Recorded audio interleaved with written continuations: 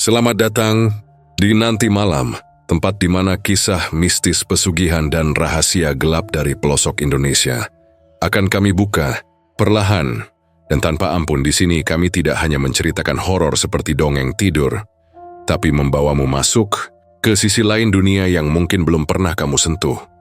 Dunia yang berjalan sejajar dengan kita, tapi tak kasat mata. Kadang kisah yang kamu dengar malam ini mungkin cuma legenda, tapi bisa juga itu pernah terjadi di tempat yang nggak jauh dari rumahmu sendiri. Karena di setiap desa, di setiap sudut gang sepi, selalu ada satu cerita yang tidak pernah diceritakan sampai habis. Cerita tentang arwah yang belum tenang, perjanjian yang belum lunas, atau makhluk yang menagih janji lama yang dilupakan manusia, tapi tak pernah dilupakan alam gaib. Dan malam ini, kami akan membawamu ke sebuah kisah yang dipercaya warga di pelosok Jawa Timur. Sebuah legenda kelam yang hanya berani dibicarakan saat malam tiba. Saat kabut turun dan lonceng kecil berdenting di kejauhan. Mereka menyebutnya Andong Pocong. Andong ini bukan sembarang andong. Ia tak ditarik oleh kuda biasa dan tak dikendarai oleh manusia. Konon suara loncengnya hanya terdengar oleh orang yang akan mati. Kedai yang tahu sih dari mana asalnya, atau siapa penumpang pertamanya. Ini yang pasti begitu kamu mendengar bunyi klinting-klinting di tengah malam, tidak peduli kamu di rumah, di jalan, atau bahkan di dalam kamar, itu tandanya waktumu sudah hampir habis. Banyak orang bilang cerita ini cuma mitos, tapi buat mereka yang pernah melihat langsung andong itu lewat di depan rumah, kata-kata itu berubah jadi doa. Karena tak lama kemudian selalu ada yang pergi dan tak pernah kembali. Jadi, sebelum kita mulai kisahnya, pastikan lampu kamar kamu redupkan, tutup pintu rapat-rapat, dan jangan pernah coba mencari sumber suara yang kamu dengar nanti malam. Karena siapa tahu itu bukan suara angin, tapi lonceng kecil dari Andong Pocong. Malam itu suasananya benar-benar aneh. Hujan baru saja reda, tapi hawa lembab masih terasa menggigit kulit. Kabut tipis menutupi jalan tanah kecil di desa Ngelirip, seperti selendang putih yang disampirkan di antara pohon bambu yang berdiri rapat di pinggir jalan. Bau tanah basah bercampur dengan aroma daun pisang yang roboh karena hujan. Semuanya membuat udara terasa berat. Bowo berjalan pelan, menenteng sandal jepitnya di tangan kanan karena becek di jalan sudah parah. Suara langkahnya beradu dengan cipratan lumpur yang menempel di betis. Dari kejauhan terdengar suara kodok yang bersahut-sahutan, dan sesekali suara jangkrik yang terhenti tiba-tiba, seolah mereka pun tahu ada sesuatu yang tidak beres malam itu. Jam di pergelangan tangannya menunjukkan pukul 11:30 malam. Bowo baru saja pulang dari rumah temannya, Narto, yang malam itu mengadakan selametan kecil karena baru saja pindah rumah. Cara itu ramai, penuh tawa, tapi begitu melangkah pulang sendirian, rasa merinding yang dari tadi dia tahan mulai muncul perlahan. Dia tahu jalan yang dia lewati ini bukan jalan biasa. Orang-orang kampung jarang mau lewat sini malam-malam. Di sebelah kanan jalan, sekitar 30 meter dari tempatnya berjalan, berdiri pemakaman desa. Tempat di mana orang-orang bilang sering muncul cahaya hijau melayang setiap malam Jumat. Bowo bukan penakut, tapi juga bukan orang yang mau cari masalah. Karena itu, dia memilih jalan cepat menunduk berharap bisa segera sampai rumah. Tapi langkahnya tiba-tiba terhenti. Dari kejauhan, di tengah kabut yang makin tebal, terdengar suara kecil nyaring tapi pelan. Klinting, klinting, klinting. Suara itu seperti lonceng kecil yang dipukul pelan, ritmenya lambat tapi teratur. Awalnya dia berpikir itu suara kambing. Di desa, wajar kalau ada kambing yang diikat di dekat ladang. Kadang lonceng di lehernya bunyi kalau si kambing gerak. Tapi malam itu, semua rumah di sekitar jalan ini kosong. Ladang pun basah kuyup, dan tak ada tanda-tanda kehidupan selain kabut yang menggantung. Suara itu makin lama makin jelas. Klinting, klinting, klinting. Bowo berhenti. Napasnya terasa berat. Matanya berusaha menerobos kabut di depannya. Dari balik kabut, perlahan muncul bayangan hitam panjang, seperti kereta kuda. Rodanya berderit pelan, suaranya serak dan berat, seperti kayu tua yang sudah lama tak dipakai. Dan benar saja, beberapa detik kemudian, sosok itu muncul sepenuhnya. Sebuah andong tua, Badannya terbuat dari kayu jati yang sudah lapuk. Catnya mengelupas, dan roda kayunya berputar dengan suara krek, krek yang menusuk telinga. 2 ekor kuda hitam menariknya. Tubuh mereka kurus, tapi ototnya kencang. Yang membuat Bowo hampir tak bisa bergerak adalah mata kuda itu merah menyala seperti bara api, sementara kusirnya, ya Tuhan, kusirnya berdiri diam di depan. Tubuhnya terbungkus kain putih dari kepala sampai kaki, seperti pocong, tapi kain itu panjangnya menjuntai hingga ke roda. Di tangan kirinya tergantung sebuah lonceng kecil yang bergoyang tiap kali andong itu bergerak. Klinting, klinting, klinting, Bowo gemetar. Tangannya dingin, jantungnya berdetak cepat tak karuan. Dia langsung menepi ke pinggir jalan, menunduk berharap andong itu tidak memperhatikannya. Tapi begitu andong itu berjalan melewati sisi kirinya, waktu seperti melambat. Kabut makin menebal, dan udara tiba-tiba jadi dingin menusuk tulang. Bowo sempat menatap ke arah kaki kusir itu. Namun yang dia lihat bukan kaki manusia, bahkan bukan kaki sama sekali. Di bawah jubah putih panjang itu, tidak ada apa-apa, hanya kabut hitam yang berputar pelan seperti asap. Lonceng di tangan kusir itu kembali berbunyi pelan, seolah menyapa. Klinting, klinting, klinting. Bowo refleks mundur, tapi entah kenapa tubuhnya kaku. Dia ingin lari, tapi kakinya berat. Andong itu berhenti tepat di sampingnya. Kudanya mendengus keras, matanya menatap tajam ke arah Bowo. Nafas panas dari hidung kuda itu mengeluarkan uap putih. Kusirnya masih diam. Lalu pelan-pelan kepala kusir itu menoleh ke arah Bowo. Gerakannya lambat, tapi suara kain gesekannya terdengar jelas di telinga Bowo. Srek, srek. Dan dari balik kain putih yang menutupi wajahnya, samar-samar terlihat senyum Bowo terlonjak mundur dan hampir jatuh. Ia menutup wajah dengan tangan, berdoa dalam hati. Astagfirullah. Ya Allah, ojo nganti iki nyata. Nadanya bergetar, tapi suara doanya justru terdengar kecil, tertelan kabut. Beberapa detik kemudian suara derit roda itu kembali terdengar. Andong itu mulai berjalan lagi, pelan tapi pasti, menuju arah utara, ke jalan yang menuju ke pemakaman desa. Begitu andong itu menjauh, udara di sekitar Bowo kembali hangat, kabut menipis dan suara jangkrik terdengar lagi. Bowo terdiam di tempat, lututnya lemas. Keringat dingin membasahi punggungnya meski udara masih lembab. Dia menatap jalan yang baru saja dilewati andong itu. Tapi tak ada bekas roda sama sekali. Di tanah basah, yang tersisa cuma jejak tapak kuda. Tapi jejak itu bukan tapak biasa. Bentuknya aneh, seperti bekas kaki manusia yang terbalik. Bowo menelan ludah. Dia mencoba meyakinkan dirinya sendiri kalau itu cuma halusinasi. Mungkin karena kecapekan atau pengaruh kabut, tapi di hatinya ada sesuatu yang membuatnya gelisah. Dia tahu betul apa yang dia lihat tadi bukan mimpi. Dengan sisa tenaga, Bowo melanjutkan langkahnya. Tapi kali ini, setiap kali ada suara kecil, dia langsung menoleh ke belakang. Rasa takutnya belum hilang. Sesekali dia merasa seperti ada sesuatu yang mengikuti dari belakang. Tapi setiap dia menoleh, cuma ada kabut dan pepohonan bambu yang bergoyang pelan. Sampai akhirnya dia sampai di dekat rumah Pak RT. Lampu petromak masih menyala redup di teras. Dia berhenti di situ sebentar, menenangkan napas. Dalam hati dia bergumam, waduh, nek kayak ngene iki terus iso jantungan aku. Dia menoleh sekali lagi ke jalan belakang yang barusan dia lewati.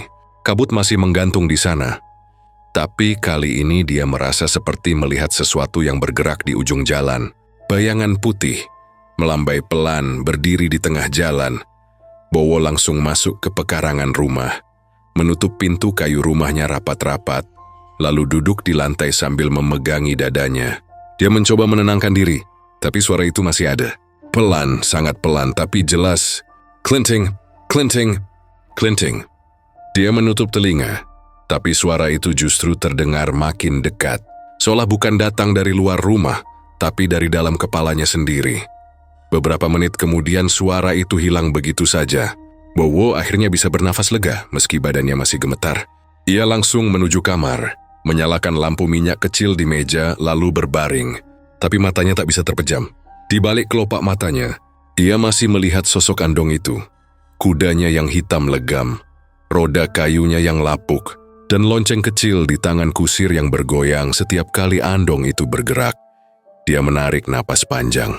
Mungkin aku sengelindur pikiranku Waising kebanyakan mikir hal aneh, katanya pelan. Tapi hatinya tahu suara lonceng itu nyata. Dia mencoba berdoa sebelum tidur. Namun baru setengah doa keluar dari mulutnya. Tiba-tiba terdengar lagi suara samar di luar jendela. Klinting, klinting, klinting. Kali ini sangat pelan tapi ritmenya jelas. Bowo membuka mata, menatap jendela dengan napas tertahan. Cahaya lampu minyak memantul di kaca jendela, dan di balik bayangan itu, ada sesuatu yang berdiri. Tingginya hampir menyentuh kusen atas jendela.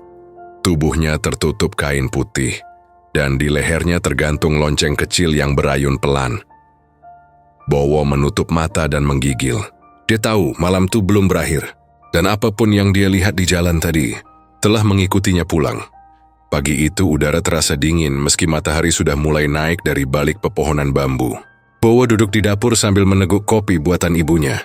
Matanya sayu, sisa dari semalaman yang nyaris tanpa tidur. Dalam kepalanya, bayangan Andong hitam itu masih berputar-putar seolah belum mau pergi. Ibunya, Bu Siti, sibuk menyiapkan sarapan.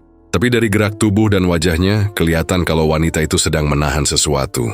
Tatapan matanya sayu, seperti ada sesuatu yang ingin dia ucapkan tapi ditahan.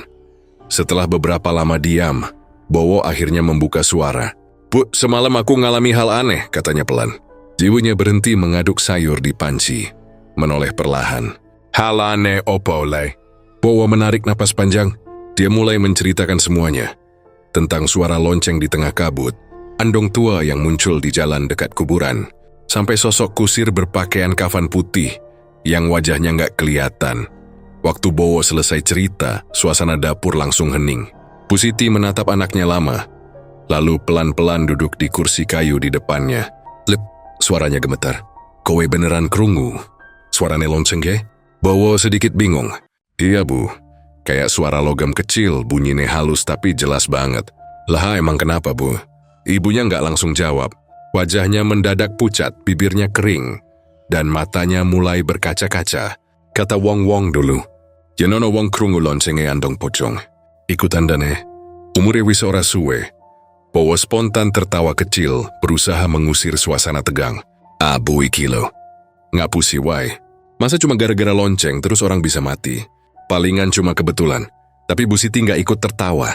Dia malah menunduk, dan dari wajahnya jelas sekali ketakutan itu nyata. Bowo mencoba menenangkan. "Sudah Bu, aku baik-baik aja kok. LH wong aku ini sehat, nggak kurang apa-apa. Jangan mikir aneh-aneh ya." Ibunya cuman mengangguk pelan, tapi pandangannya tetap kosong, menatap lantai tanah di bawah kaki mereka. Hari itu berjalan seperti biasa, tapi suasana rumah jadi aneh. Bu Siti lebih sering melamun. Kadang kalau Bowo lewat, ibunya cuma memandangi wajahnya lama, seperti takut kalau anaknya tiba-tiba hilang.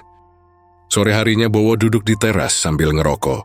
Angin sore berembus pelan, membawa suara ayam yang mulai kembali ke kandang. Ia mencoba menenangkan pikirannya, tapi entah kenapa, setiap kali angin bertiup, telinganya seolah menangkap bunyi klinting kecil dari kejauhan. Dia celingukan, mencoba mencari sumber suara itu, tapi nggak ada apa-apa. Jalan depan rumah kosong, hanya pohon jambu di depan pagar bambu yang bergoyang pelan. Dia mencoba menenangkan diri. Mungkin cuma bayangan pikiran, gumamnya. Malam datang perlahan, langit gelap tanpa bintang. Bowo sudah mencoba tidur lebih awal, tapi matanya sulit terpejam. Setiap kali dia mulai mengantuk, entah kenapa, pikirannya memutar lagi kejadian malam kemarin. Andong hitam itu, lonceng kecil yang berdenting di udara, dan sosok kusir berpakaian kafan yang diam menatapnya. Sekitar jam 11 malam, saat kampung sudah sepi, Bowo tiba-tiba terbangun karena mendengar sesuatu. Pelan tapi jelas. Klinting, klinting, klinting. Suara itu datang entah dari mana.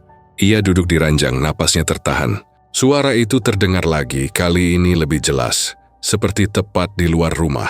Dia menatap jendela kamar yang tertutup gorden tipis. Lampu minyak di meja kecil masih menyala redup, memantulkan bayangan di dinding. Suara itu terus berdenting. Bowo mencoba menelan ludah. Tangannya gemetar waktu dia pelan-pelan berjalan mendekati jendela. Dia berhenti sejenak mencoba memastikan bahwa itu bukan cuma suara hewan atau angin. Tapi suara itu terlalu teratur, terlalu nyata untuk disebut kebetulan. Klinting, klinting, klinting. Dengan napas bergetar, Bowo menyingkap sedikit tirai jendela. Pandangannya langsung tertuju ke halaman depan rumah. Dan di sana, di antara kabut tipis yang muncul lagi malam itu, berdiri sosok pocong. Tingginya hampir 2 meter, tubuhnya kaku, wajahnya putih pucat keabu-abuan. Di sekeliling matanya menghitam, mulutnya sedikit terbuka seperti orang yang kehabisan napas. Tali kafan masih melilit tubuhnya erat. Tapi yang paling membuat Bowo hampir pingsan adalah ada lonceng kecil tergantung di leher pocong itu. Loncengnya berayun pelan setiap kali angin bertiup, mengeluarkan suara nyaring yang lembut tapi menusuk. Klinting, klinting, klinting. Pocong itu tidak bergerak. Ia hanya berdiri diam menunduk, seolah sedang menatap tanah. Tapi dari jarak sejauh itu, Bowo bisa merasakan tatapan dingin yang entah bagaimana menembus jendela dan menusuk dadanya. Dia terpaku di tempat, tak bisa menjerit, tak bisa bergerak. Suara detak jantungnya terasa menggema di telinga. Ya Allah, ojo ganti tenan iki. Bisiknya gemetar. Tiba-tiba lampu minyak di meja kecilnya berkedip. Nyala apinya bergetar, lalu meredup pelan-pelan sampai akhirnya padam. Ruangan langsung gelap. Bowo terlonjak, matanya mencari-cari sumber cahaya. Tapi yang ada hanya kegelapan dan bayangan pocong yang kini tampak lebih dekat dari tadi. Dari luar jendela, pocong itu masih berdiri. Tapi sesuatu berubah. Kepala pocong itu perlahan terangkat, menatap lurus ke arah jendela kamar Bowo. Mata kosong itu sekarang memandang tepat ke arahnya. Dan di tengah keheningan yang menegangkan itu, lonceng kecil di lehernya berbunyi 1 kali. Klinting. Bowo menjerit dan langsung mundur, jatuh ke lantai. Dia merangkak ke arah pintu kamar, berusaha kabur. Tapi tubuhnya lemas. Setiap kali dia mencoba berdiri, lututnya tak kuat menopang. Suara lonceng itu berhenti.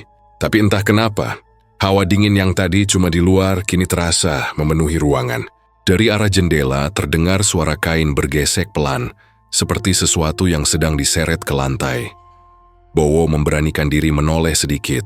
Bayangan putih itu kini tak lagi di luar. Bayangannya sudah masuk ke dalam kamar.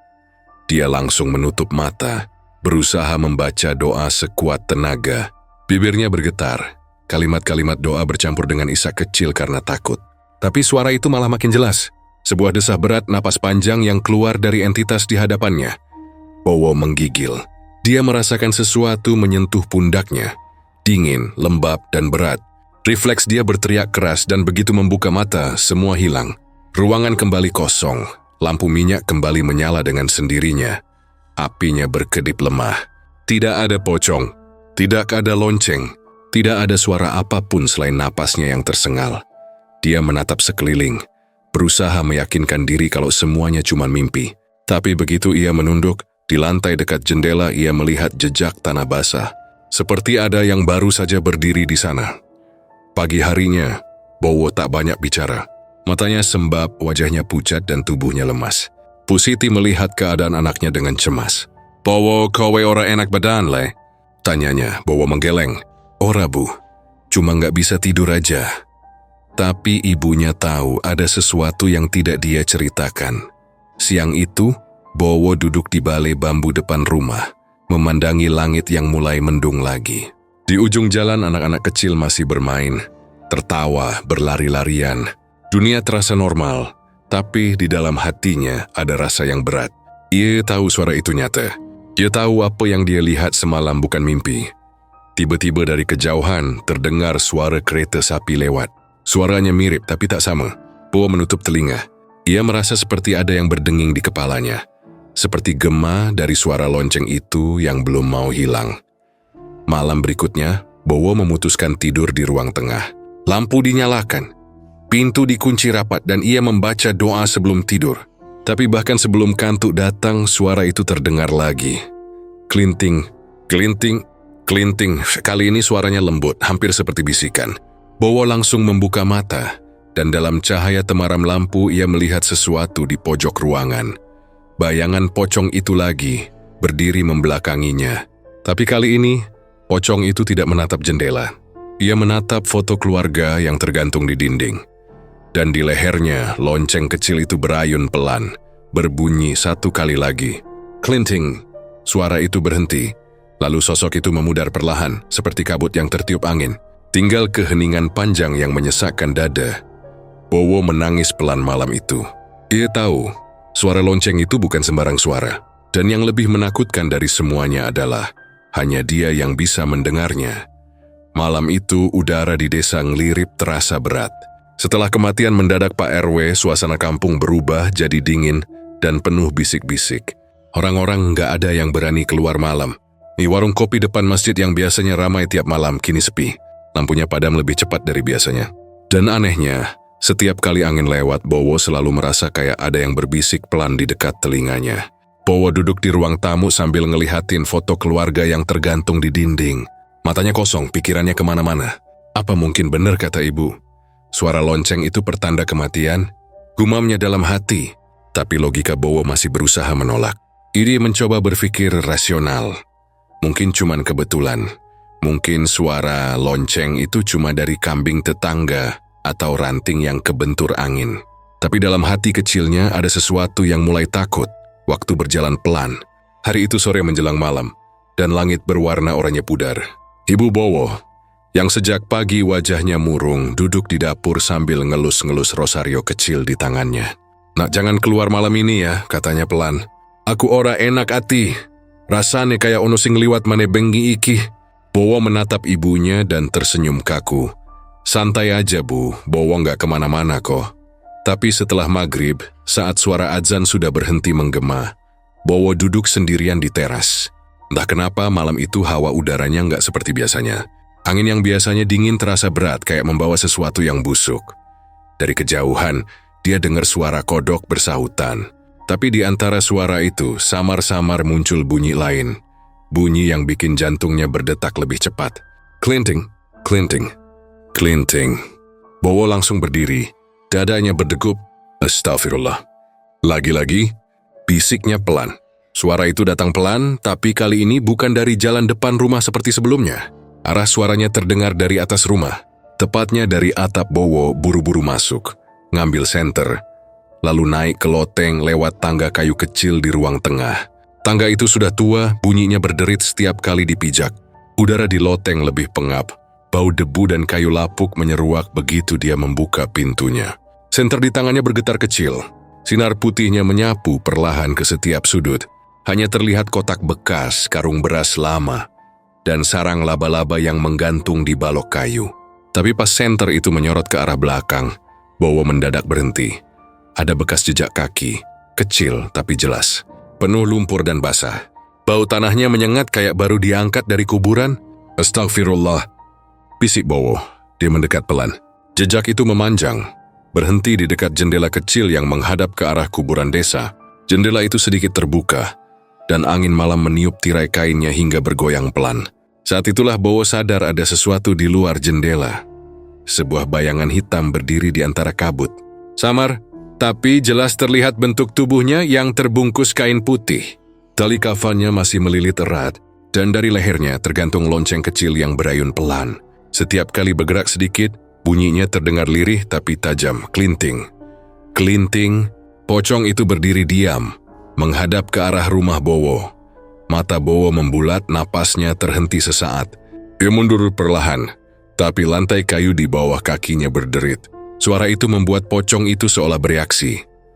Kepala yang tadi menunduk, perlahan menengadah, memperlihatkan wajah pucat membiru, dengan mata kosong memandangi Bowo langsung.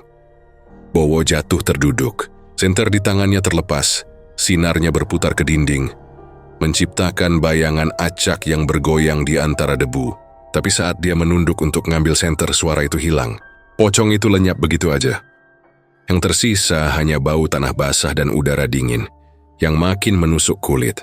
Dengan langkah terburu-buru, Bowo turun dari loteng dan menutup pintu kayu itu rapat-rapat. Nafasnya tersengal. Ibu yang mendengar suara ribut langsung keluar dari kamar. "Bowo anak opole?" "Enggak, Bu. Cuma tikus," jawabnya cepat meski wajahnya masih pucat. Tapi ibu tahu anaknya sedang berbohong. Ia hanya menatap Bowo lama, lalu kembali ke kamar sambil berdoa pelan dalam bahasa Jawa. "Gusti, aja nganti anakku ketemu karo makhluk iku maneh." Malam itu Bowo nggak bisa tidur. Setiap kali matanya hampir terpejam, Suara lonceng itu muncul lagi, kadang jauh, kadang dekat seolah berputar di sekitar rumah. Akhirnya ia cuma duduk di ranjang, melamun sambil menatap jendela. Pagi datang dengan kabar buruk lagi. Warga Gegern lagi-lagi ada yang meninggal. Kali ini Embok Sarti, tetangga tua yang rumahnya di seberang jalan, ditemukan tergeletak di dapur. Matanya terbuka lebar dan wajahnya tampak ketakutan. Orang-orang bilang, semalam ada yang melihat andong hitam berhenti sebentar di depan rumahnya. Bowo yang dengar kabar itu langsung lemas. 2 malam, 2 kematian, dan 2 kali suara lonceng terdengar. Semua sesuai kata ibu, dan sesuai legenda yang diceritakan orang-orang dulu. Saat pemakaman Embok Sarti, suasananya sunyi. Udara terasa dingin padahal matahari sedang tinggi. Bowo ikut menggali kubur, tapi setiap kali sekopnya menyentuh tanah, bau anyir yang sama seperti di loteng kemarin tercium lagi. Ia berhenti menatap tanah itu lama. Apa mungkin semua ini berkaitan sama andong itu, pikirnya. Tiba-tiba dari belakang ada suara pelan memanggil namanya. Mas Bowo. Bowo menoleh. Seorang perempuan muda berdiri di dekat pohon beringin. Wajahnya pucat, rambutnya panjang menutupi sebagian muka, tapi matanya tajam. Kamu, siapa? Tanya Bowo. Aku Sari, jawabnya lirih. Aku tahu tentang andong itu. Dan aku tahu kenapa kamu bisa dengar loncengnya. Bowo terpaku. Perempuan itu bicara tanpa banyak ekspresi. Sari bilang, dulu ayahnya adalah salah satu orang yang pernah berurusan dengan andong itu. Dulu ketika ia masih kecil, ayahnya melakukan sesuatu yang seharusnya tidak dilakukan. Ia menandatangani perjanjian untuk menjadi kaya dalam semalam. Tapi perjanjiannya tidak pernah lunas. Dan sekarang, kata Sari dengan suara pelan, andong itu datang lagi menagih. Tapi bukan ke ayahku karena dia sudah mati. Ke siapapun yang masih punya ikatan darah dengannya. Dan kamu Mas Bowo. Bowo mengernyit. Apa hubungannya aku sama bapakmu? Sari menatapnya dengan mata yang mulai berkaca. Karena ibumu adalah adik dari bapakku. Bowo terdiam. Angin tiba-tiba berhenti berembus. Suara jangkrik lenyap. Dunia seolah membeku beberapa detik. Apa maksudmu, Sari? Sari menunduk, air matanya jatuh pelan. Kamu keluarga kami. Dan kalau kamu sudah dengar lonceng itu, berarti giliranmu yang berikutnya. Bowo melangkah mundur. Dunia seakan berputar. Ia nggak percaya dengan apa yang baru didengarnya. Tapi sebelum sempat bertanya lebih jauh, Sari tiba-tiba menatap ke belakang Bowo dengan mata membesar. Mas Endang Lungga, cepat. Bowo refleks menoleh, tapi yang dia lihat hanya bayangan putih melintas cepat di belakang. Udara di sekitarnya jadi dingin menggigit. Dan dari arah kuburan terdengar lagi suara itu. Klinting, klinting, klinting. Warga yang masih di sekitar kuburan menatap bingung. Sebagian lari, sebagian berteriak. Astaghfirullahaladzim. Sari sudah enggak ada. Entah kemana dia pergi. Bowo berlari pulang dengan napas ngos-ngosan. Tapi begitu sampai rumah, ibunya sudah duduk di teras. Wajahnya pucat pasi. Tadi aku lihat andong lewat. Aku dengar loncengnya. Bowo langsung berlutut menggenggam tangan ibunya yang dingin. Bu, jangan ngomong gitu. Nggak apa-apa, semua akan baik-baik aja.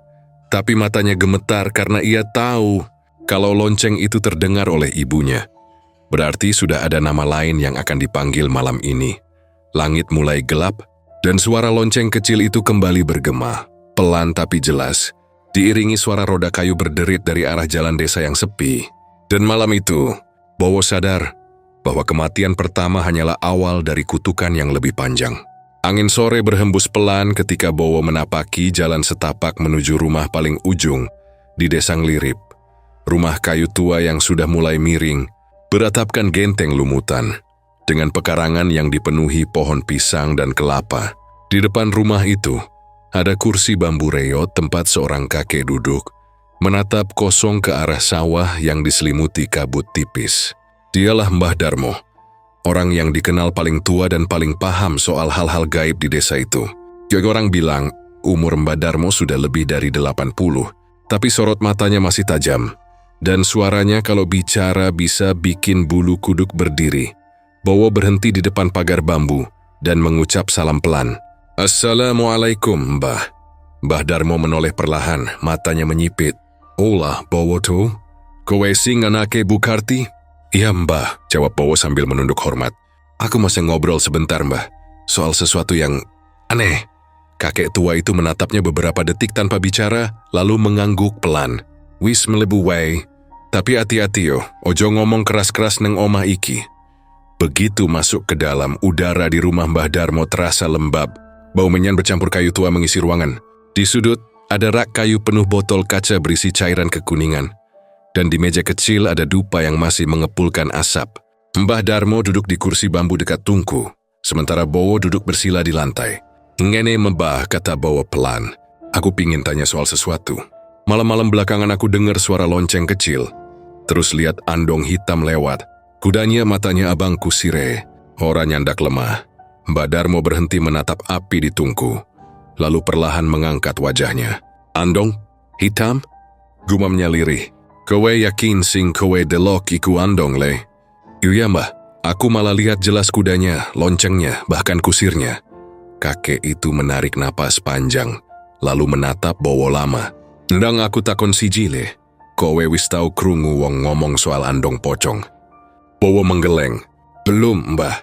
Wajah Mbah Darmo perlahan berubah. Tatapannya dalam, suaranya makin berat.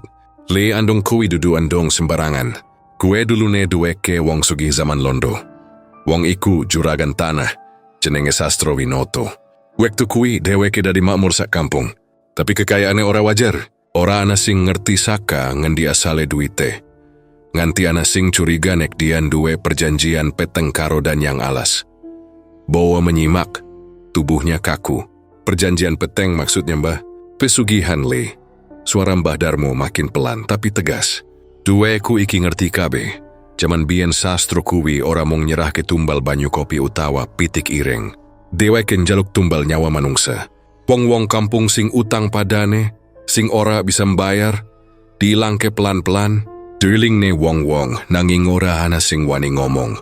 Bowo menelan ludah, jantungnya berdegup keras. Saben bengi andonge sastro kuwi keliling, lanjut Mbah Darmo. Gawa jenazah wong-wong sing wis mati dicekek utawa dipateni, dijupuk organe dijual menyang dokter londo. Lonceng sing nempel neng andong iku dulune kanggo ngusir roh jahat, tapi saiki roh jahate malah manggon neng kono. Api di tungku kecil itu menari pelan, mengeluarkan suara kecil seperti letupan kayu basah. Terus sastro itu gimana mbah? Tanya Bowo hati-hati. Kakek itu memejamkan mata sejenak. Wong iku mati gantung awake dewe neng dhuwur andonge. Wong desa nemo kakek pagine, ndeleng awake menggantung karo lidah metune metu. Jadi saiki saben malam Jumat Kliwon, andonge melaku dewe ora ana sing nyopir. Kadang kudane metu saka arah kuburan, kadang saka jalan sawah. Tapi sing paling medeni le, andong iku ora katon kabeh wong. Wong sing umure wis cedak sing iso ngrungokake loncenge. Bowo menelan ludah. Suara Mbah Darmo terasa berat, tapi matanya tajam. Artin mbah, aku? Kakek itu nggak langsung jawab. Dia hanya menatap lama ke arah Bowo lalu berkata pelan. Kowe wis krungu loncenge to? Iya mbah. Berarti wis ana sing nandani le, ora kabeh wong iso ngrungokake kuwi. Nanging yen wis krungu, berarti uripe wis dikon jaluk. Ruangan itu mendadak hening. Hanya suara kayu terbakar di tungku yang terdengar. Bowo merasa darahnya dingin. Terus aku kudu piye, mah? Mbah Darmo menghela napas panjang lalu berdiri. Ia mengambil sesuatu dari rak kayu. Sebuah lonceng kecil berkarat yang diikat dengan tali anyaman pandan. Iki lonceng sing tak entuk saka kuburan Sastro Winoto. Aku nemu waktu tak ubur-ubur kuburane. Yen andong kuwi teko. Gantung iki neng ngarepmu, terus ucapno ora kabeh sing mlaku kuwi kudu ngeterke nyawa. Ucapno kuwi kaping 3. Yen kowe slamet artine rohe isi iso diganggu karo doa. Bowo menerima lonceng itu. Logamnya dingin sekali, lebih dingin dari udara sore itu. Mbah bener iso nolong. Urip lan pati kuwi rahasia Gusti. Jawab Mbah Darmo pelan. Nanging nek kowe percaya, minimal roh jahate ora gampang nyekel awakmu. Sebelum pulang, Bowo sempat nanya lagi. Mbah, aku krungu saka Sari, katanya keluarganya punya hubungan sama juragan itu.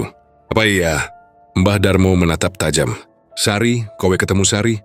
Iya, kemarin di kuburan waktu pemakaman Embok Sarti. Mbah Darmo terdiam lama, lalu suaranya bergetar. Le, Sari kuwi wis mati, luwih saka 10 tahun kepungkur. Bowo kaget. Apa? Nggak mungkin, Mbah. Aku ngomong langsung sama dia. Mbah Darmo hanya menggeleng. Aku sing ngubur deweke karo tanganku dewe. Sari anake Mas Darto, ponakane Bukarti. Wektu kui mati amarga kecelakaan neng jembatan tua. Yen kowe tenan ketemu berarti rohe durung tenang. Bowo terdiam. Tenggorokannya terasa kering. Angin masuk dari celah jendela membawa aroma tanah basah. Lonceng kecil di tangannya bergetar pelan seolah menanggapi percakapan itu. Libi kata Mbak Darmo pelan, ati-ati. Nek kowe krungu lonceng maneh, ojo nyawang metu jendela. Nek nyawang, berarti kowe wis nampani panggilane. Bowo mengangguk cepat lalu pamit pulang dengan langkah gemetar. Sepanjang perjalanan, pikirannya nggak tenang. Ucapannya Mbah Darmo terus terngiang. Sari sudah meninggal 10 tahun lalu. Tapi dia sempat ngobrol. Melihat wajahnya jelas bahkan mencium aroma bunga melati di sekitarnya waktu itu. Kalau itu bukan manusia, siapa yang sebenarnya datang padanya kemarin? Malamnya, Bowo duduk di kamar sambil memegang lonceng yang diberikan Mbah Darmo. Rumahnya gelap, hanya lampu minyak di ruang tengah yang masih menyala. Ibu sudah tidur sejak habis Isya. Hujan gerimis turun perlahan, menimbulkan suara tik-tik di genteng. Bowo mencoba membaca doa, tapi suaranya gemetar. Setiap kali matanya mulai menutup, bayangan wajah Sari muncul lagi. Giliranmu yang berikutnya, suara itu bergema dalam kepalanya. Tiba-tiba dari luar jendela terdengar bunyi roda kayu berderit pelan. Creak. Lalu disusul suara lonceng yang sangat familiar. Klinting, klinting, kelinting. Bowo langsung menggenggam lonceng pemberian Mbah Darmo erat-erat. Nafasnya memburu. Ora kabeh sing mlaku kuwi kudu ngeterke nyawa, bisingnya pelan. Ora kabeh sing mlaku kuwi kudu ngeterke nyawa. Diucapkannya 3 kali seperti pesan Mbah Darmo. Tapi suara itu tidak berhenti. Malah semakin dekat. Klinting, klinting, klinting, lalu sunyi. Hening total Bowo memberanikan diri menoleh ke jendela. Dan di sanalah, di tengah kabut yang tipis terlihat siluet andong hitam berhenti tepat di depan rumahnya. Kusir berbalut kain putih berdiri tegak di depan, matanya memandang lurus ke arah Bowo. Dan di belakang andong itu, di antara kabut, terlihat sosok perempuan berdiri diam dengan rambut panjang menutupi wajah. Sari. Ia tersenyum samar, meskipun matanya kosong dan kulitnya keabu-abuan. Bowo menjatuhkan lonceng dari tangannya. Jantungnya seakan berhenti berdetak. Andong itu mulai bergerak pelan, melewati depan rumah. Tapi sebelum menghilang di tikungan, Sari menoleh sekali lagi, dan di lehernya tergantung lonceng kecil yang sama seperti milik Bowo. Malam itu, lonceng pemberian Mbah Darmo retak tanpa sebab, dan suara gerit roda kayu itu masih terdengar sampai subuh. Meski tak ada seorang pun yang melihat apapun di jalan, Bowo baru sadar cerita lama dari kakek itu bukan sekadar legenda. Itu peringatan, dan sekarang namanya mungkin sudah masuk dalam daftar penumpang berikutnya. Malam itu, udara terasa berat. Langit gelap pekat tanpa bintang, hanya sisa hujan yang menetes pelan di genteng. Bowo gelisah di atas ranjang, tubuhnya menggigil meski sudah diselimuti kain tebal. Entah kenapa malam itu terasa berbeda. Ia merasa seperti ada sesuatu yang mengintai dari luar jendela kamarnya. Sesuatu yang menunggu saat yang tepat untuk memanggil namanya. Dalam setengah sadar, matanya perlahan tertutup, dan di sanalah mimpi itu datang menghampirinya. Ia berdiri di sebuah jalan yang tidak ia kenal. Kabut putih menebal di segala arah, menutup pandangan sejauh mata memandang. Udara dingin menusuk tulang. Di bawah kakinya, tanah lembek berlumpur, seakan baru diguyur hujan deras. Setiap langkah yang ia ambil terdengar berat. Kaki seolah diseret oleh beban yang tak terlihat. Ia mencoba memanggil seseorang, siapapun, tapi suaranya tenggelam dalam keheningan kabut itu. Tak ada jawaban. Yang terdengar hanyalah hembusan angin dan suara itu lagi, clean, ting, clean, ting, suara lonceng kecil yang pernah ia dengar malam-malam sebelumnya. Kali ini suaranya lebih jelas, lebih dekat. Dan entah kenapa terasa seperti berputar-putar di sekelilingnya. Bowo menelan ludah, jantungnya berdegup tak karuan. Ia tahu suara itu. Dia tahu apa yang biasanya datang bersamaan dengan suara itu. Clean, ting, clean. Tingnya Bowo memutar kepala ke segala arah, tapi kabut terlalu tebal. Ia tidak bisa melihat lebih dari 2 meter di depannya. Tapi suara itu semakin keras, bergema seperti di dalam kepalanya sendiri. Sopoiku. Suaranya gemetar, lidahnya kaku. Ojo dolanan karo aku, sopo wae kowe. Tak ada jawaban, hanya suara derap langkah pelan. Suara tapak kuda, tok, tok, tok. Dari balik kabut, bayangan gelap mulai muncul. Bayangan itu perlahan berubah menjadi wujud yang ia kenal. Andong hitam legam, dengan roda tua yang berderit pelan di tanah basah. Seekor kuda hitam dengan mata merah menyala menariknya. Dan di atas duduk seorang kusir yang wajahnya tertutup kain kafan panjang. Suasana itu begitu nyata sampai Bowo bisa mencium bau anyir darah dan tanah basah yang terbawa angin. Andong iku maneh, bisiknya ketakutan. Tubuhnya ingin lari, tapi kedua kakinya seperti tertanam di tanah. Ia hanya bisa berdiri mematung saat Andong itu berhenti tepat di depannya. Lonceng kecil di leher kuda itu bergetar, mengeluarkan bunyi lirih namun mematikan. Kabut di sekitar mereka berputar pelan, seperti menari mengikuti irama lonceng. Kusir itu mengangkat kepala. Pelan-pelan, kain putih yang menutupi wajahnya terlepas, melayang ditiup angin. Bowo membeku. Wajah di balik kain itu bukan wajah orang asing. Itu wajahnya sendiri. Wajah Bowo pucat kaku dengan mata kosong dan bibir biru. Membiru seperti mayat yang sudah lama membusuk. Ia melihat dirinya sendiri tersenyum tipis, lalu membuka mulut dan berkata dengan suara serak, namun jelas, "Wektumu wis cedak, Bowo." Bowo menjerit tapi suaranya tak keluar. Dunia di sekelilingnya berguncang. Kabut berputar semakin cepat, dan tiba-tiba dari dalam Andong keluar tangan-tangan hitam berlendir yang meraih tubuhnya, menyeretnya ke dalam. Meronta, menendang, berusaha lepas.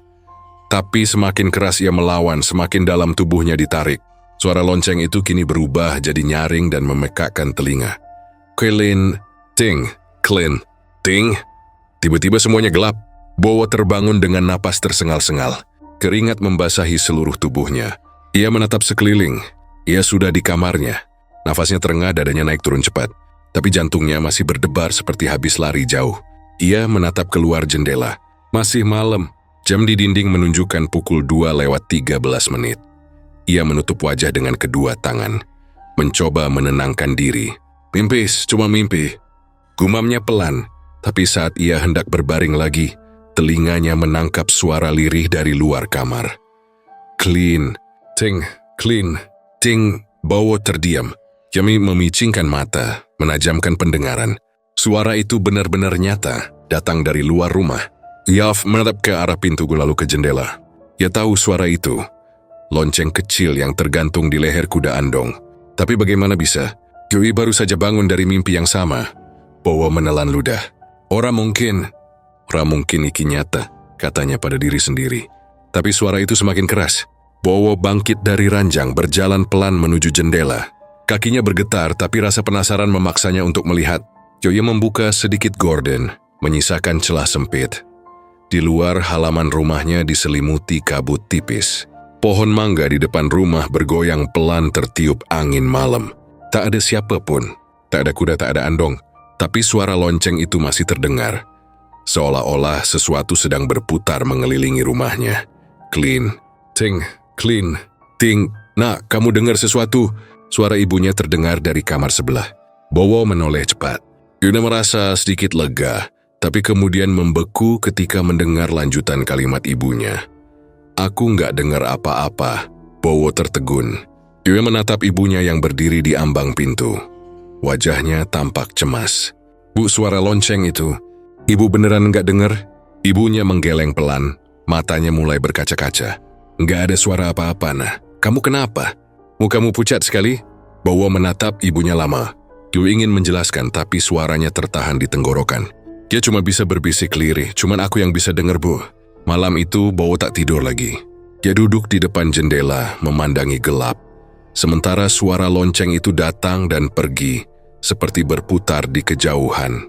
Kadang pelan, kadang mendekat, lalu menjauh lagi. Seolah sedang bermain dengan ketakutannya. Hingga menjelang subuh, suara itu akhirnya lenyap. Tapi Bowo tahu suara itu tidak benar-benar hilang. Dia hanya menunggu waktu untuk kembali. Keesokan paginya, mata Bowo sembab, wajahnya letih. Tuya mencoba bersikap normal, tapi pikirannya masih terus terganggu oleh mimpi itu. Setiap kali ia menutup mata, ia kembali melihat wajah dirinya sendiri di atas Andong hitam itu. Suara lonceng itu terus terngiang di kepala, membuatnya sulit berkonsentrasi. Saat sarapan, ibunya memperhatikannya dengan tatapan khawatir. "Nak, kamu nggak enak badan?" Dari semalam kayak orang bingung.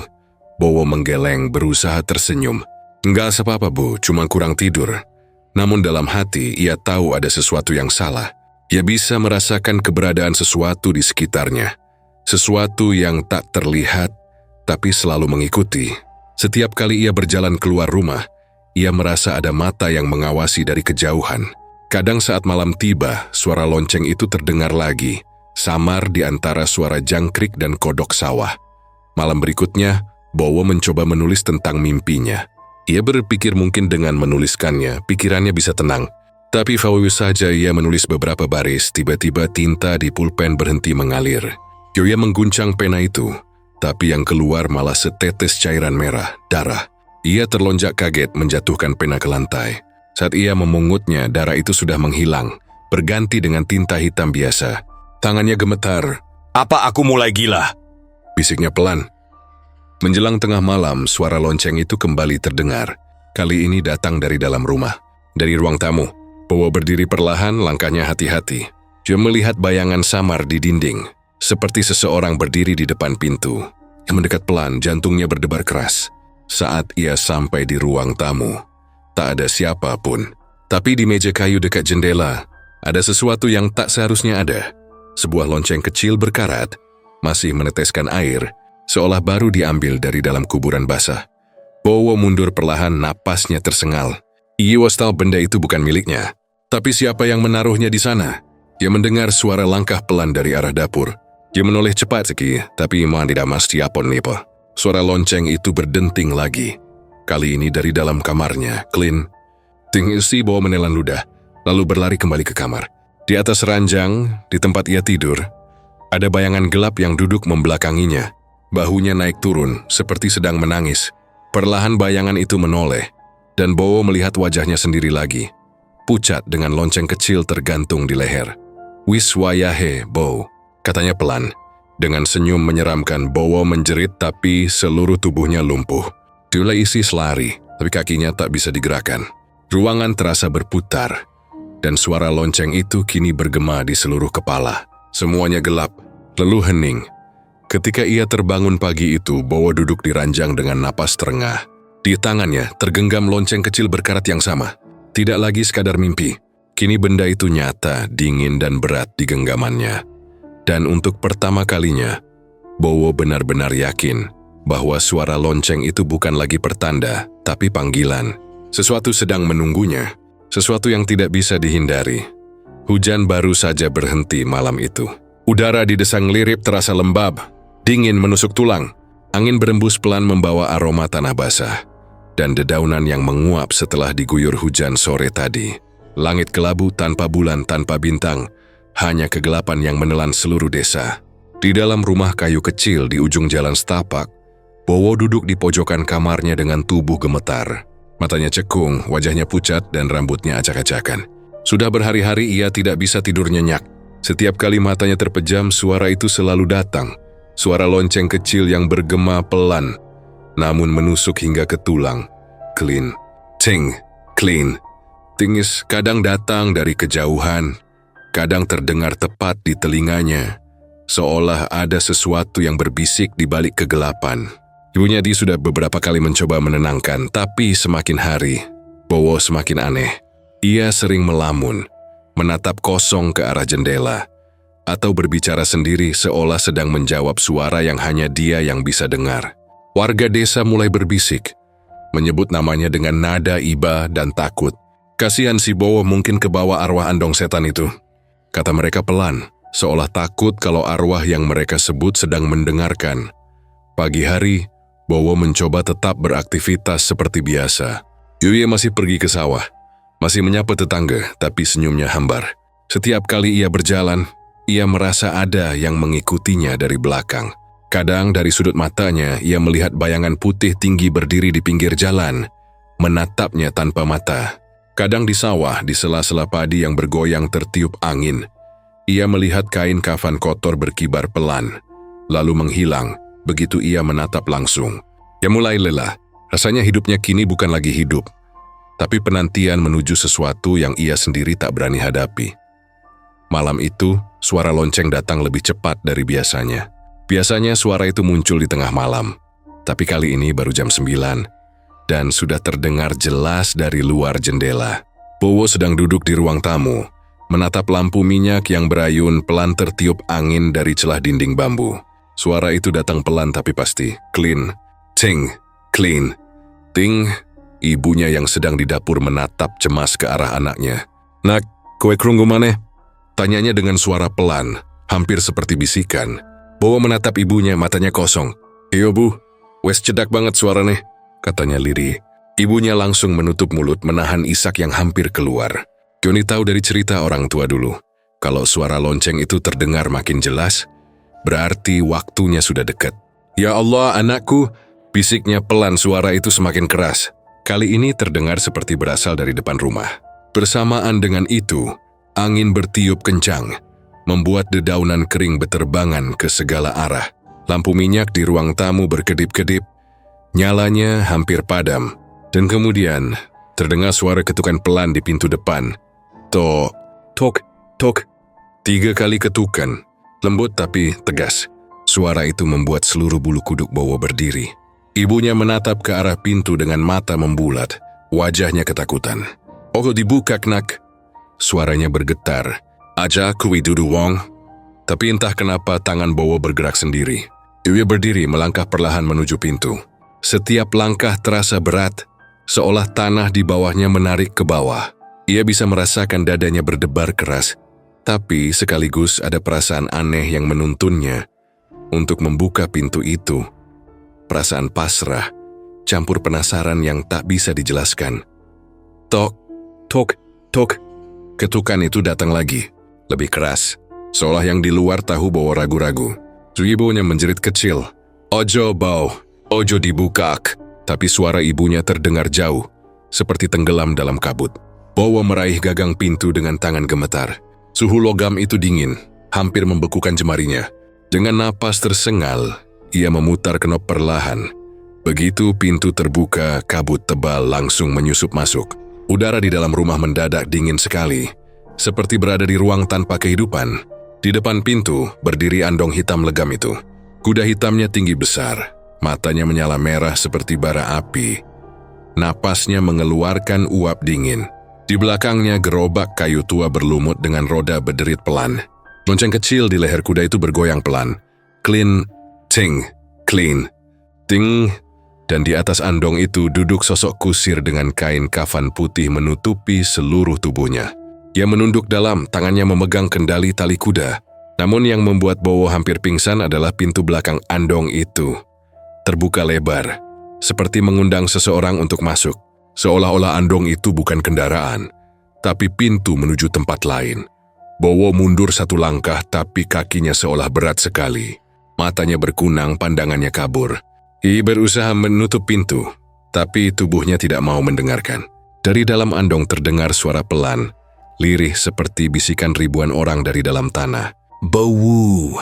Suara itu serak, nyaring, dan datang dari segala arah. "Waktemu wis taken bow."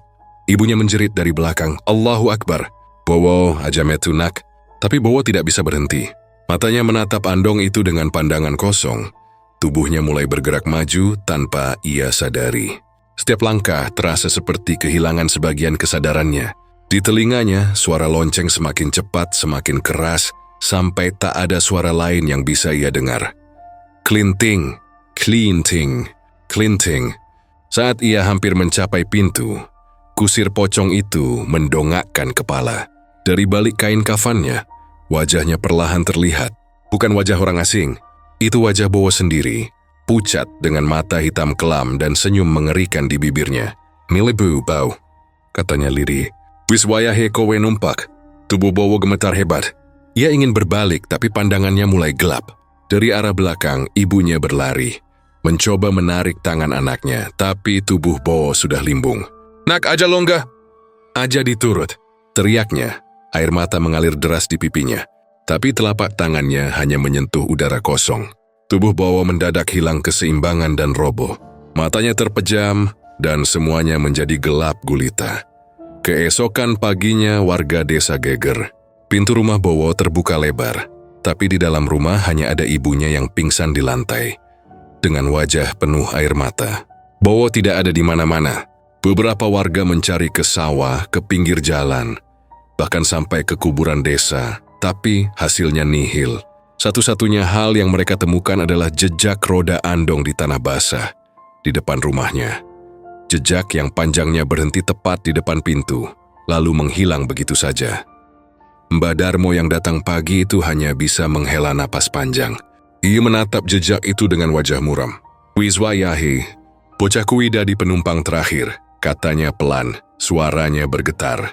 "Andong kuwi saiki wis nemu sing terakhir. Mugo-mugo ora bali maneh nganti suwene."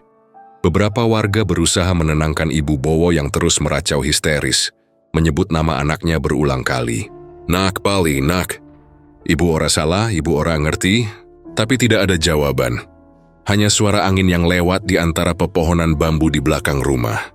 Sejak malam itu, suara lonceng andong tidak pernah terdengar lagi di Desa Nglirip. Jalanan yang dulu sering diselimuti kabut aneh kini terasa biasa saja. Orang-orang mulai berani keluar malam tanpa rasa takut. Tapi sesekali, saat hujan turun dan angin bertiup dingin dari arah barat, beberapa warga bersumpah mendengar suara samar dari kejauhan. "Klin, ting, klin, ting." Suara itu pelan seolah datang dari tempat jauh. Mungkin hanya angin, mungkin hanya ingatan yang menolak hilang. Tapi bagi mereka yang tahu ceritanya itu bukan sekadar suara. Itu adalah pengingat bahwa ada andong tua hitam legam, yang suatu saat bisa kembali mencari penumpang baru. Dan kali ini mungkin bukan Bowo yang dipanggil. Mungkin seseorang lain. Seseorang yang sedang membaca cerita ini di malam yang sunyi, ketika lonceng kecil mulai berdentang lagi di kejauhan. Hujan turun pelan malam itu, seperti rintik air yang enggan jatuh ke tanah. Langit di atas Desa Nglirip berwarna abu-abu tua. Diselimuti kabut tipis yang membuat pohon-pohon di kejauhan tampak seperti bayangan hidup. 3 hari sudah berlalu sejak kepergian Bowo. Desa itu masih diselimuti duka dan rasa takut yang pekat. Setiap orang yang lewat di jalan dekat kuburan selalu menunduk, tak berani menatap ke arah pohon beringin besar di mana tubuh Bowo ditemukan. Pagi itu, warga menemukan jasadnya di pinggir kuburan, di tempat yang sama di mana dia dulu melihat andong hitam untuk pertama kalinya. Tubuhnya terbaring tenang, matanya tertutup, wajahnya pucat tapi terlihat seperti sedang tersenyum tipis. Tak ada darah, tak ada luka, tak ada tanda-tanda perlawanan. Tapi di tangannya yang kaku, tergenggam erat sebuah lonceng kecil yang sudah berkarat, seperti tak pernah dibunyikan selama puluhan tahun. Warga berdiri melingkar, diam. Hanya suara jangkrik yang terdengar di antara napas mereka yang berat. "Ora ana bekas cekikan, ora ana luka. Nanging koki somati koyong ini." Tanya salah satu warga, suaranya lirih. Mbah Darmo datang dengan tongkatnya, berdiri di samping tubuh itu. Tatapan matanya tajam tapi sedih. "Kuwi wes wayahe. Sing iso ngrungokke lonceng iku. Ora bakal iso lolos. Ora perlu luka, ora perlu kekerasan. Sing jupuk nyawane dudu manungsa." Jenazah Bowo dikubur sore itu juga. Langit masih mendung, angin seolah ikut berkabung. Ibunya menangis tak berhenti, memeluk nisan anaknya erat-erat hingga warga harus menenangkannya. "Nak, ngopo kowe sing dijupuk?" "Ibu ora kuat ndelok kowe koyong neh." Suaranya serak dan patah. Setiap kali lonceng kecil yang digenggam Bowo disentuh, bunyinya pelan, klinting, seperti masih hidup, seperti masih memanggil sesuatu yang belum selesai. Malamnya, suasana rumah itu sunyi. Lampu minyak di ruang tamu menyala redup. Cahayanya bergetar diterpa angin dari celah jendela. Ibu Bowo duduk sendirian di ruang tengah, menatap foto anaknya yang tersenyum di dinding. Dia belum makan, belum tidur. Setiap kali menutup mata, wajah anaknya muncul lagi. Tapi malam itu berbeda. Ada sesuatu di udara. Awalnya pelan, suara seperti logam bergesekan. Klinteng, klinting, ya membuka mata lebar-lebar. Jantungnya berdegup. Suara itu datang lagi, kali ini lebih jelas dan sumbernya dari ruang tamu. Tangannya gemetar. Yuya berdiri perlahan melangkah menuju pintu kamar sambil memanggil pelan. "Bowo, kowe nak?" Tidak ada jawaban. Tapi suara lonceng itu terus berdentang, teratur, seolah menunggu seseorang menyahut. Dia mendekat, setiap langkah terasa berat, tapi ada sesuatu dalam dirinya yang mendorong untuk terus maju. Saat tiba di ruang tamu, matanya membulat. Di luar jendela, di tengah kabut tipis, terlihat bayangan andong hitam itu lagi. Kuda hitam legamnya berdiri diam. Matanya merah menyala dalam kegelapan. Roda kayunya perlahan berputar sedikit, menimbulkan suara derit tua yang menusuk telinga. Lonceng di leher kuda itu berayun pelan, mengeluarkan bunyi yang kini begitu dekat hingga terasa di dada. Dan di kursi kusirnya, duduk seseorang yang sangat dia kenal. Wow, suara itu keluar lirih dari bibirnya sendiri. Anaknya yang sudah dikubur 3 hari lalu kini duduk di sana. Tubuhnya terbungkus kain putih lusuh yang kotor oleh tanah.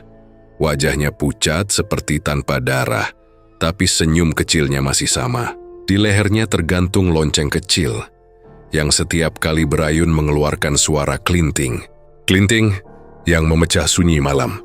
Bowo menunduk pelan, tangannya memegang tali kendali kuda. Tapi mata ibunya membesar saat menyadari tangan itu bukan tangan manusia. Kulitnya pucat keabu-abuan, jari-jarinya kaku seperti mayat. Dia ingin menjerit tapi tenggorokannya kering. Tidak ada suara yang keluar, hanya air mata yang mengalir deras di pipinya.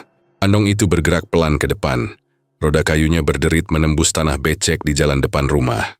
Kabut semakin tebal menyelimuti kuda, gerobak, dan sosok anaknya yang kini perlahan menjauh. Tapi sebelum menghilang sepenuhnya, Bowo mendongakkan kepala, memandang langsung ke arah ibunya yang berdiri di ambang pintu. "Bunuh," suaranya lirih nyaris seperti bisikan angin. "Wis wayahe aku lungah. Kusaiki kusireba." Lonceng di lehernya berdentang lagi. Kali ini lebih keras seolah menandakan sesuatu. "Aku bakal bali nek wis ono penumpang anyar." Dan dalam sekejap, andong itu lenyap tertelan kabut, meninggalkan hanya jejak roda samar di tanah basah, dan suara lonceng yang menggema pelan semakin jauh. Klinteng, klinting. Ibu Bowo jatuh berlutut menutup telinganya menangis histeris. Tapi yang paling aneh, semua tetangga yang rumahnya dekat tidak mendengar apapun malam itu. Tidak ada suara lonceng, tidak ada derit roda, tidak ada jeritan. Seolah hanya ibunya sendiri yang hidup di dunia lain malam itu. Keesokan paginya, warga menemukan Ibu Bowo duduk di teras menatap kosong ke arah jalan. Di depannya tergantung lonceng kecil di atas pintu rumah. Dia memegangnya dengan tangan kaku, matanya kosong. Saat warga mencoba menyapanya, ia hanya tersenyum pelan dan berkata, "Bowo wes bali, tapi duduk koyo bien. Saiki gilirane wong liya sing numpak andong kui." Sejak hari itu desa Nglirip kembali diliputi ketakutan. Setiap kali malam tiba, orang-orang menutup pintu rapat-rapat, memadamkan lampu lebih awal, dan berdoa agar tidak mendengar bunyi lonceng terkutuk itu. Tapi malam Jumat berikutnya, sesuatu terjadi lagi. Seorang pemuda yang tinggal di ujung desa bernama Tony bercerita bahwa saat ia pulang larut dari sawah, ia melihat cahaya samar di jalan kabut dekat kuburan. Saat ia menoleh, ia melihat andong hitam itu berhenti tidak jauh darinya. Ia sempat berpikir itu hanya khayalan karena gelap, tapi begitu mendengar suara lonceng kecil berdentang, darahnya terasa berhenti mengalir. Dan ia bersumpah, ia melihat sosok kusir dengan kain putih lusuh menatap langsung ke arahnya. Wajahnya pucat, matanya kosong, dan di lehernya bergantung lonceng berkarat yang masih berayun pelan. Semenjak malam itu, Tony tidak pernah keluar rumah lagi. Dia jatuh sakit, badannya dingin setiap malam, dan matanya terus menatap kosong ke jendela seolah menunggu sesuatu. Kadang dia mengigau, menyebut nama yang sama berulang-ulang. Bowo. Warga mulai percaya kutukan andong pocong itu belum berhenti. Dia hanya berganti kusir, berganti penumpang, berganti nama. Dan setiap kali lonceng itu berbunyi di tengah malam, artinya satu nyawa lagi akan diambil. Nyawa orang yang ditakdirkan mendengarnya. Hujan turun lagi malam itu, membasahi tanah kuburan desa. Di antara pepohonan bambu yang berayun diterpa angin, samar-samar terdengar suara roda kayu yang berderit pelan. Tidak ada siapapun di jalan. Tidak ada lampu, hanya kegelapan dan suara lonceng kecil yang berdentang. Semakin lama semakin dekat. Klinteng, klinting. Dan mungkin entah di tempat mana seseorang sedang mendengarnya sekarang, tanpa sadar bahwa mungkin giliran mereka yang akan menjadi penumpang berikutnya. Di andong hitam yang tak pernah berhenti berkeliling di malam penuh kabut itu.